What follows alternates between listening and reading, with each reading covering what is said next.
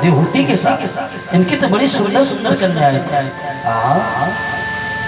अपने आकृति नामक पुत्री का विवाह रुचि प्रजापति के साथ की थी और देवहूति का विवाह महाराज मन ने करदम जी महाराज के। एक करदम जी महाराज जब पैदा हुए महाराज ब्रह्मा जी के द्वारा, तो ब्रह्मा ने इनसे संतत वृद्धि करने के लिए कहा, लेकिन संतत वृद्धि नहीं किए।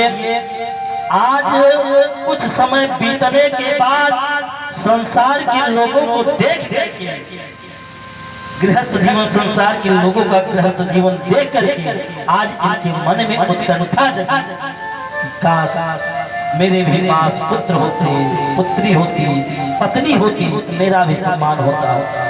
जब करके उठता तुरंत जलपान लेकर के आती, मेरा पैर धोती, मेरा धोती लंगोटी साफ करती, मेरा सेवा करती, शुश्रूषा करती। ये जब अभिलाषा जगी, तो आज बुढ़ापे में बुढ़ऊ बाबा विवाह करने के लिए मन बना।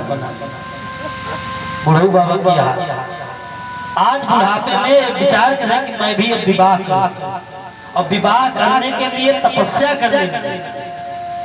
विवाह के साथ जब तपस्या करने लगी, इनका तपस्या पूर्ण हुआ, भगवान का दर्शन हुआ। दर्शन होने के बाद परमात्मा ने कहा, बोलो क्या चाहते हैं।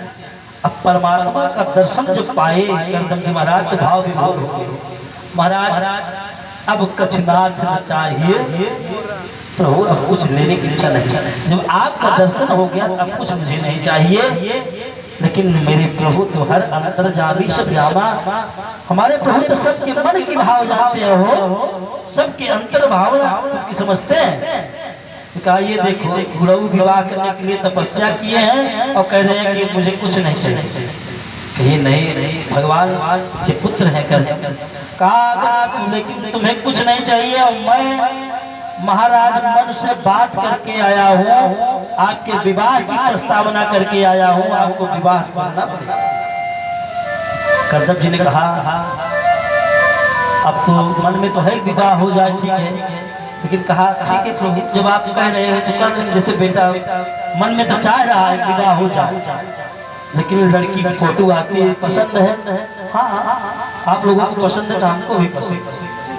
तो ऐसे आज करदम जी महाराज कह रहे हैं, ठीक है, जब आपको पसंद है, आप करके बात ही करके आए हैं, तो मैं विवाह करने के लिए तैयार हूँ। लेकिन बाद में ये हुआ कि मैं अपने परमात्मा से झूठ बोल रहा हूँ। सबसे झूठ बोल सकते हो, लेकिन परमात्मा से झूठ नहीं बोल। अंतर में जो विराजमान है अपनी आत्मा से झूठ नहीं बोल सकते।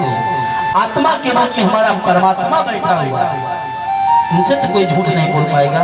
हाथ जोड़ करके गिड़गिड़ाते हुए आते, महाराज मैंने बहुत बड़ा अपराध किया है, मैं विवाह के लिए तपस्या कर रहा था, लेकिन अब विवाह करने की कोई इच्छा नहीं है। भगवान